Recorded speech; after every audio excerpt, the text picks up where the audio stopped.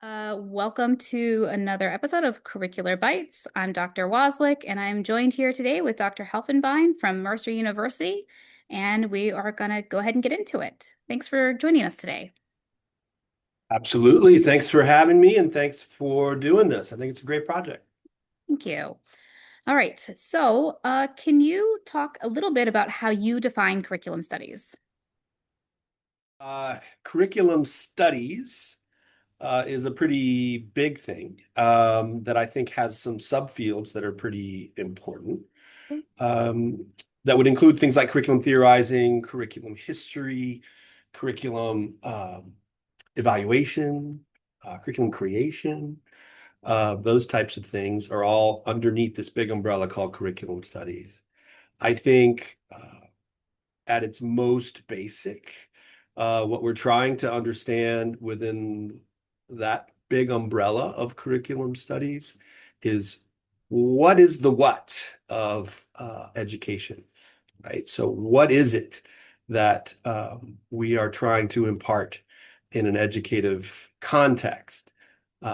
I say educative context on purpose, but and I can talk about that in a second. But I think most people think we're primarily talking about schooling, classrooms, classroom teachers, kind of historically as the place where curriculum lives. Coming out of a tradition of curriculum theorizing, I think it's a little bigger than that. And actually, a lot of my own work has been on educative spaces that are not formal schools, that I think are quite important.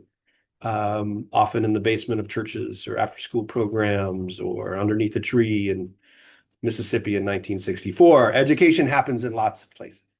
And so I think that's worth our curricular study as well. I do think if we have to put some bounds on it, which does seem smart, otherwise we have kind of the critique of if it's everything, then it's nothing, right?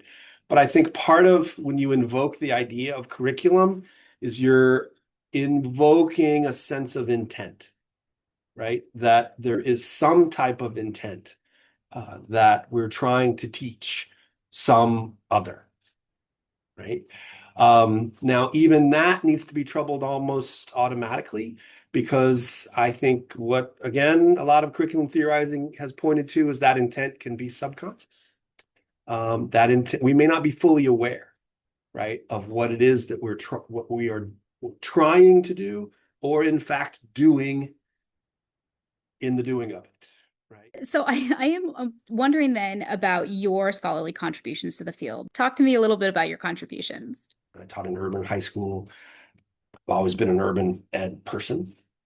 And so what became pretty evident was the ways in which space and place was deployed in order to either enable or constrain certain things in educative contexts.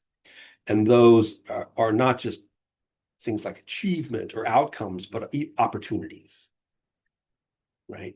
A mentor of mine, Lawrence Grossberg, used to say, you know, the geography or power is always about geography because it's always about access, right? So power is about access.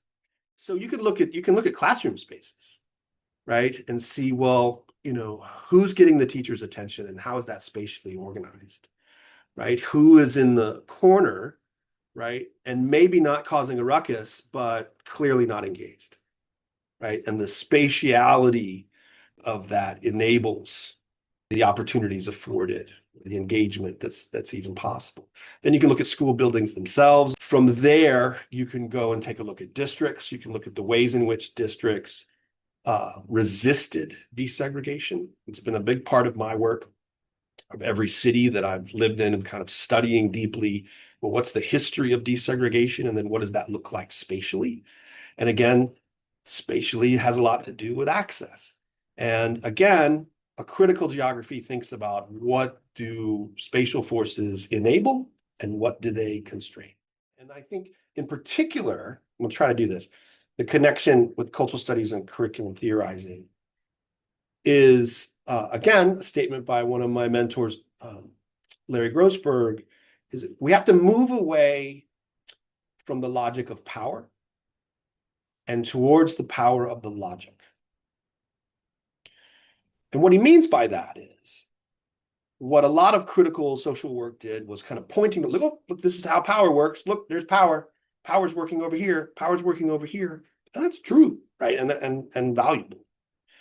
But what Grossberg is offering is that we probably need to do a better job of the power of the logic, meaning how does this meaning-making process at work on people? Right? Our last question here today is just asking you, what is one thing that you hope for the future of the field? I think we have a lot to offer. What's troubling is to see something like curriculum studies under attack within colleges of education, right? Where curriculum courses are being eliminated, majors are being eliminated, doctoral programs, right, are closing. Worse than that is folks that aren't from curriculum studies being assigned courses in curriculum studies, which I think is diluting the field, right? And I want to be somewhat careful about this point. It is not to say that my colleagues and other scholars and all around the country don't have something to say to the question of curriculum, but I am quite worried about what seems to be a trend in dismissing the idea of expertise. And I think it's an incredibly short-sighted and foolish move. You better be damn sure it doesn't happen over in the School of Medicine. That doesn't happen in the School of Medicine. Oh, go ahead and teach it. They'll be fine.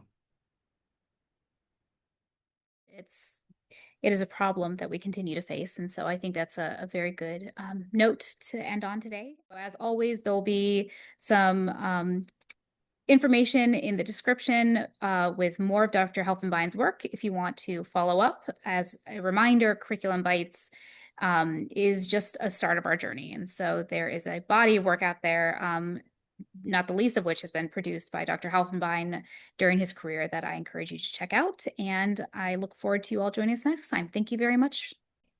Thank you so much. It was a pleasure. Take care.